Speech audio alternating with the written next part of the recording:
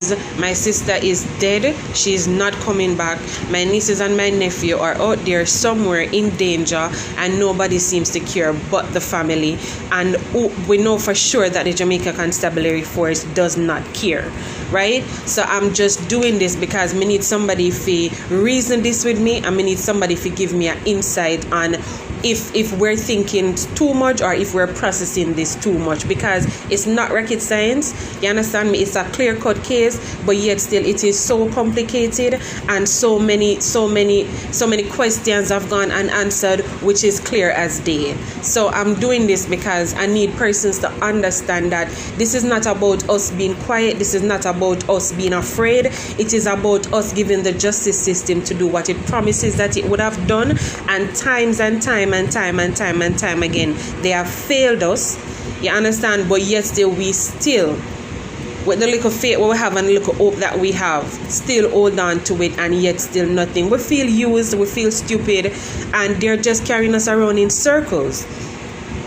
Wagwan people, welcome and welcome back to On Your Training viewers. So I hope you guys remember the tragic story of Chantal McCalla, where her sister found her remains 5 months after reporting her missing and imploring to the justice system that something is wrong with her sister, which they overlooked.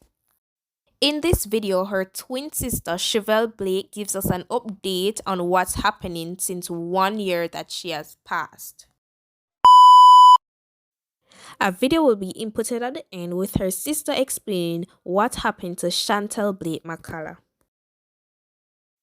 Her sister posted this yesterday.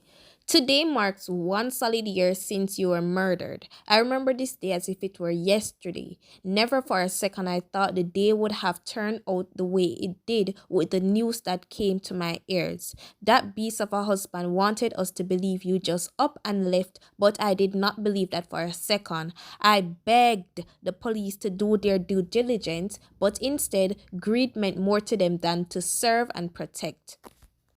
I spoke to everyone that can help, should help, and probably wanted to help, but 365 days later, that murderer, that snake, that cult, that mistake of a husband is today free with my nieces and nephews doing God knows what. There's absolutely nothing I wouldn't do to have you back. My sister, my twin, my roommate was left to the discretion of dogs. Absolutely no justice. No one cares. No one listens. Shane McCalla, I know you will be seeing this. I pray that on this day, anywhere in Canada you're there, you will be tormented and led you to nothing but confusion and suicide.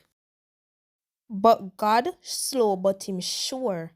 In his words, he said, there shall be no rest for the wicked, and he also said, vengeance is mine.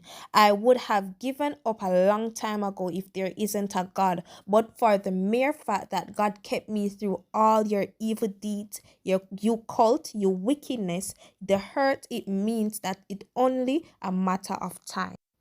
And there's absolutely nothing or anyone that is bigger than God. God up in heaven see and know that Chantal no deserve this from your Shane. After almost 10 years of her life with 4 children, you kill her like dog. I wonder what you said to those children where you run away with, because you know they know everything. I wonder how you feel looking at Jada, Jessia, Jadane, Josiah. I wonder what answers you give them when they ask for their mother. Congratulations on the 1 year anniversary of killing your wife and walking free. I am sure by this time last year your plan was already carried out. Fire and brimstone shall be your portion. You will know no peace until you pay for what you do. You will have money and lack everything. You will have clothes, but you'll be seen naked. You will have eyes to see and ears to hear, but still will be a handicap. You have children, yet none will call you father. Rest in perfect peace, my dear sister. You left this earth a God-fearing woman, and I know that you know that God hears our heart cry. And one day we shall smile again. The cry of your children, the cry of your family, the cry of the people who sees and knows you will be answered, and in the end, only God will be glorified. People, the last part of the message there, it's touching bad. And it is not even the mere fact that no justice was served. It's the fact that him still have the lady picnic them after him kill her. It's the fact that him still have the lady for picnic them a Canada run round with. Boy, once you have money, you're powerful, you know. Once you have money, you're powerful. You're top of the food chain. Anything. And call anybody from the Jamaica Constabulary Force to ask them anything that is going on. I am not going to waste any more of my time. From the 6th of January, this family has been wasting time and it has gone to deaf ears. No one cares. You understand? They are just faking as if, oh, we understand and we sympathize and we empathize. Bull. It's foolishness and we're just tired. We're at our breaking point and we're just sick and tired of this. You understand me? It's not like we cannot do what other persons are doing as it relates to getting a lawyer involved. You understand me? That is something that can be done, but we're saying, listen, give them the time for do what them for do and allow them to do them job. And it has given us nothing. It has given us absolutely nothing. We feel hopeless. As my sister said, we feel hopeless. You understand? So on the 25th of May was when the remains were found. Right? My grandmother was 100% sure that when she saw the clothing, it was that of my sister. No, my grandmother, everybody would know my grandmother, know that she is all about me and my sister. And I know right now her brain is messed up. She's not thinking straight about a lot of things. So I did not want to just take her words for it. When I saw the clothing myself at the Spanish Town Hospital, I knew it was her because I could only see Chantal in the clothes. Right? Mark you, they left the tarpaulin at the scene of crime. Right? And I would like, I'm going to put that down because I would like for the Jamaica Constabulary Force to answer to us, right? Why is it that the tarpaulin was left at the scene of crime for an investigator to pick it up? So why was the tarpaulin left there? Who is gonna answer to that? Because I don't feel like say we are idiots, you know. I don't feel like say we are idiots and we not get legal advice. You understand me? We not worry about the lawsuit from the wrong person. You understand? We not worry about the lawsuit from the wrong person. So I want somebody to answer to why was the tarpaulin left at the scene of crime? And my first question that. Second to that, they had called my mom stating that they needed a DNA sample. That was on the 10th of June. The remains were found on the 25th of May. They stated that they needed a DNA sample from my mother on the 10th of June.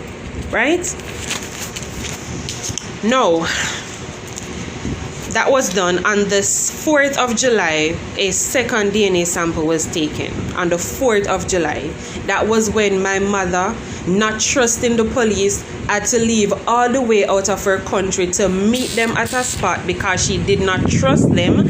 You understand me? She could not be an comfortable enough citizen to say, okay, listen, meet me right here. She had to go out of her country to say, out of her parish to say, meet me XY because she does not trust the justice system.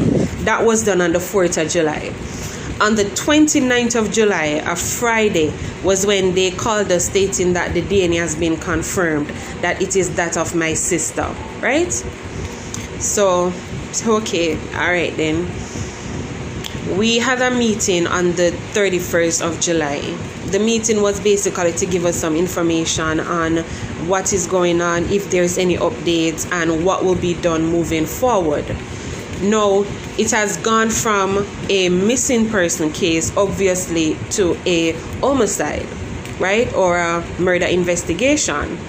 So, because of that, they called us in for a meeting, just giving us an update and stuff like that. And that was done on the 31st of July. Now, they made mention that the remains would be handed over to us on the 2nd of August, being that Monday would have been, holiday, because you cannot do anything on a public holiday. So because of that, it would have been handed over to us on the 2nd of August. Right?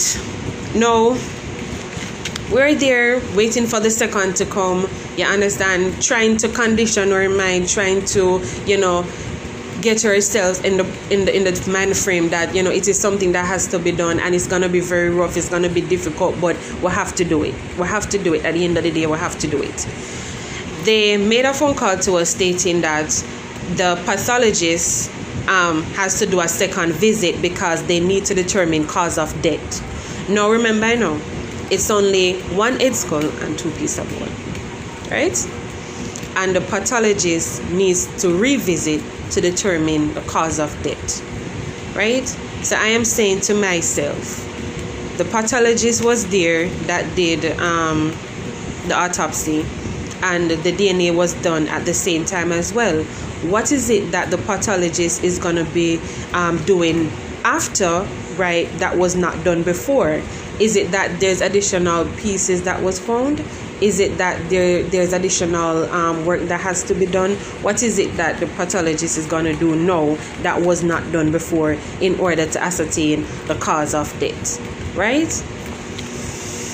Now, their exact words were they need up to an additional 7 days in order for that to be done. So we say, well, wait again. Right? Wait again. We have to wait again. It don't